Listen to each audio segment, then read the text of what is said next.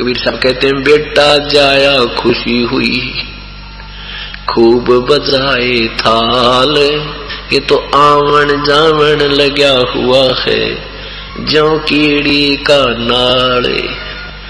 1,00,000 मानव शरीरधारी प्राणियों के सूक्ष्म शरीर को तपस्या पर भून कर यहाँ का भगवान जो ब्रह्मा विष्णु महेश जी के पूज्य पिताजी हैं वो डेली खाता है,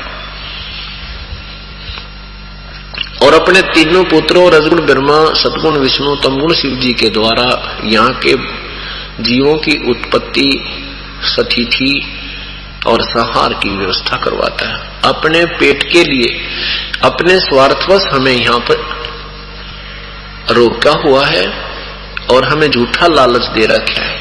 ये तेरा बेटा है, ये तेरी बेटी है, ये तेरी कार है, ये तेरी संपत्ति है, कोठी है, और कल मृत्यु को प्राप्त हो जाए सब यही छोड़कर चला जाता है। ये हमें धोखा दे रखा है, हमारे को बहका रखा है, मीठी गोली दे रखी काल ने कि ये यहाँ चपके रहे, संतान संपत्ति में उलझ पुलझ होकर मर जाओ, भगवान याद करे नहीं, कहीं ये यहाँ से पार ना हो जा, निकल ना जाओ।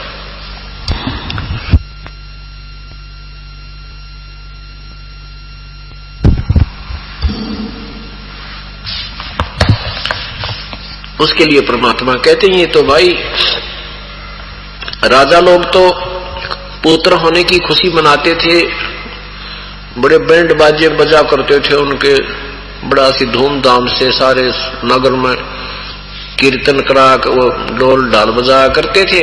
और गरीब आदमी ने पुत्र प्रकट होने की खुशी, पुत्र होने की खुशी प्रकट करने के लिए थाली बजाने लग गए। थाली बजाया करते हैं तो कहते हैं भाई उनका थाली बाजा है, कोई लड़का हुआ होगा। परमात्मा कहे ठीक है आज तो खुशी मना रहे हैं, और आगे क्या पता इस बच्चे के संग में क्या होगा।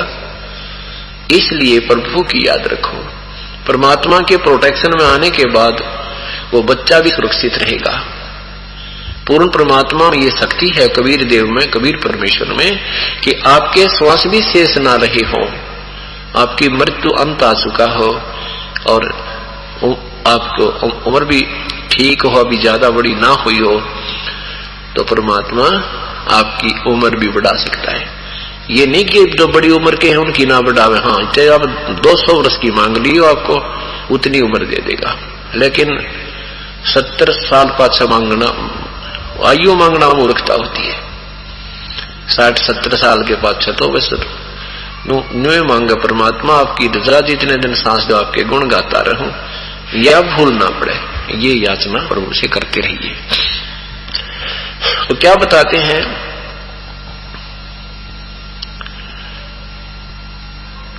परमात्मा बता रहे हैं कि साथी हमारे चले गए और हमने भी जाना होगा, और ये आज खुशी मना रहे हैं, कल को उग चुक हो जा बालक कहे। जैसे ये तो हमारे साथ प्रैक्टिकल हुए हुए अपने आम व्यवहार में जो बातें सत्संग में आने के बाद याद आने लगती हैं। एक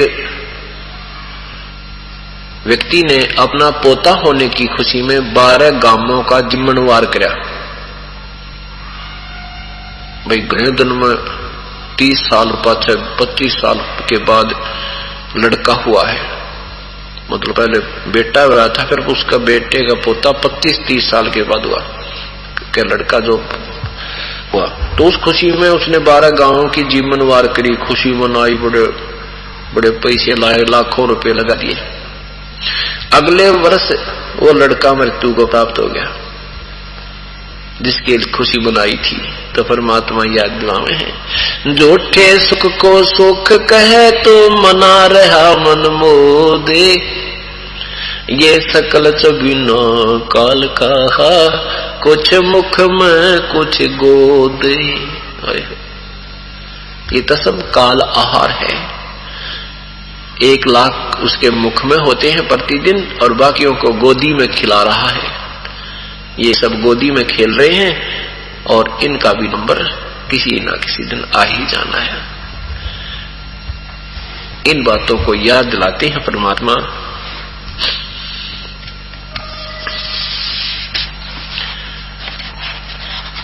क्या बताते हैं।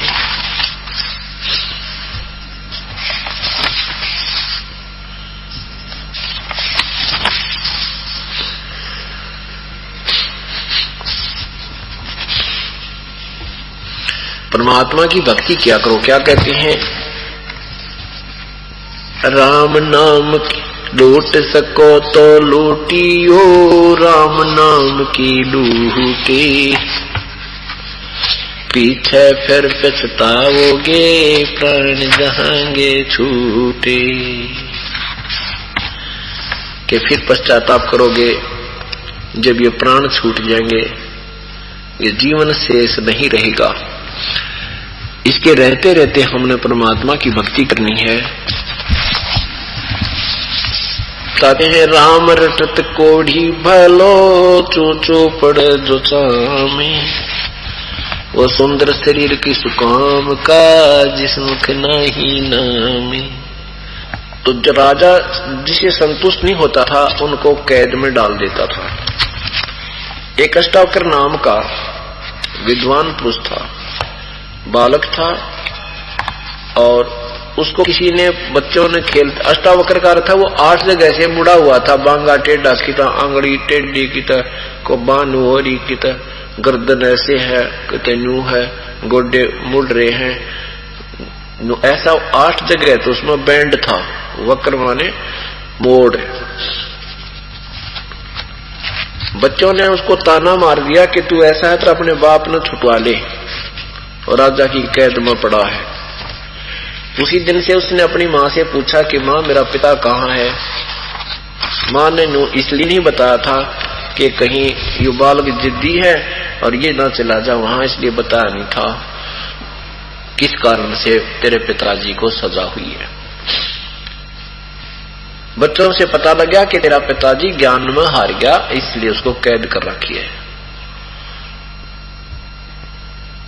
तो अष्टावक्र जी वहां पहुंचे राजा के पास। उस दिन और भी विद्वान लोग बुला रखे थे। जो ही अष्टावक्र जी अंदर गए तो सभी जो विद्वान पुरुष राजा की सभा में बैठे थे, ब्राह्मण लोग, वो अष्टावक्र को देख करके हंसने लग गए, खिल्ली उड़ाई।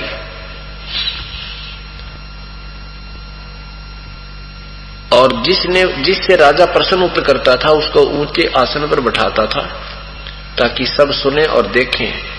तो अष्टावक्र को जब सिंहासन पर बैठाया तो सब हंसने लग गए, वो दर्शक विद्वान पुरुष ब्राह्मण लोग।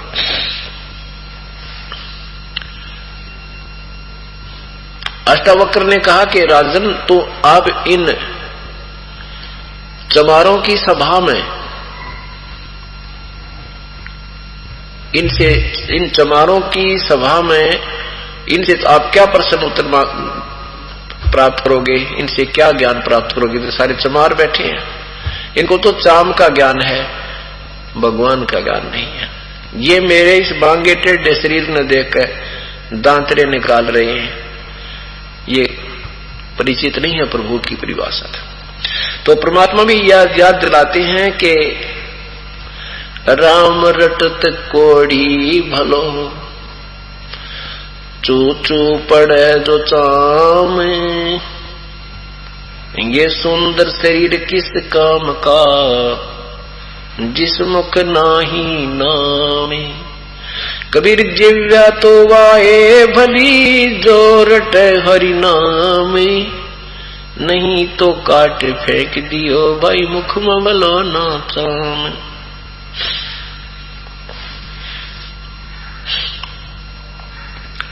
राम रटत दारिद्र भलो, टोटी घर की छान, वो सुंदर महल किस काम के, जा भक्ति नहीं भगवान।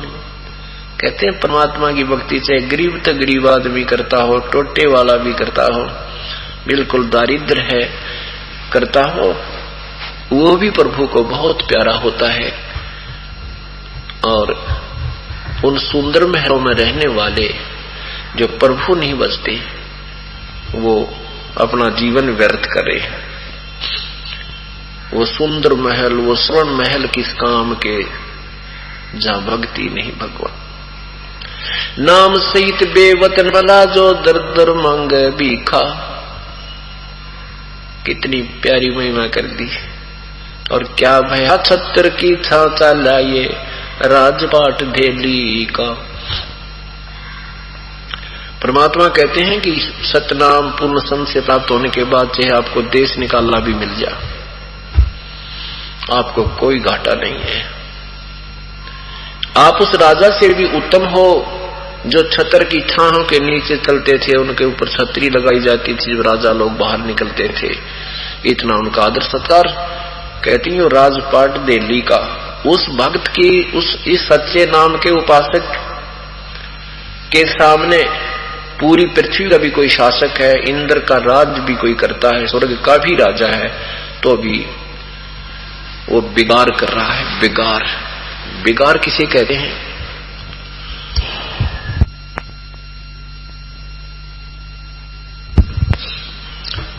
बिगाड़ किसे कहते हैं? जैसे पहले समय में ये पुलिस वाले इन 3 व्हीलर वालों ने पकड़ ले जाया करते थे और किसी सरकारी काम के लिए इधर उधर उन्हें अड़ाए जाते, सारा दिन घुमाते थे।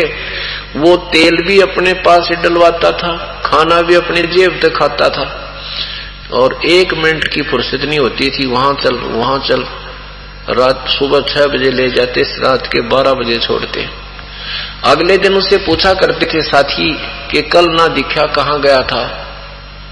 तो वो कहा करता, कल मैं बिगाड़ में फंस गया था, कल मैं बिगाड़ में फंस गया था।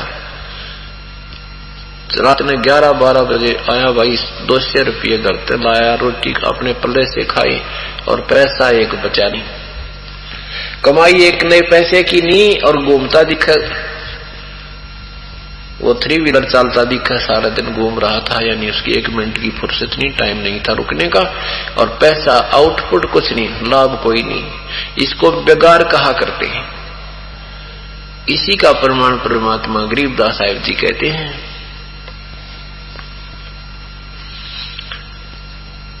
कि परमात्मा की जो अगम निगम को खोज ले भाई बुद्धि विवेक विचारे, उदय अस्त का राज मिले तो बिन नाम बिगारे।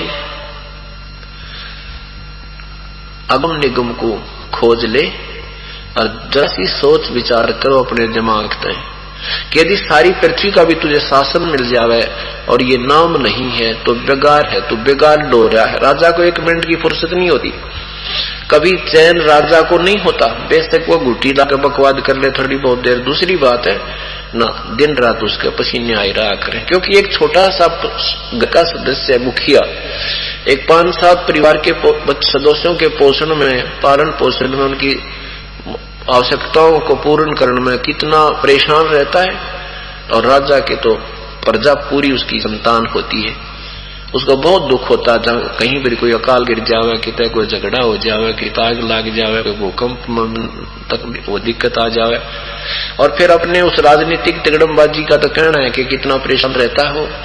इसलिए बताते हैं कि यदि उदय अस्त का भी तुझे राज मिल जाए, पूरी पृथ्वी का भी शासन आपको प्राप्त हो जाए, तो भी बिना भक्ति बिना सतनाम के वो बिगाड़ है, बिगाड़।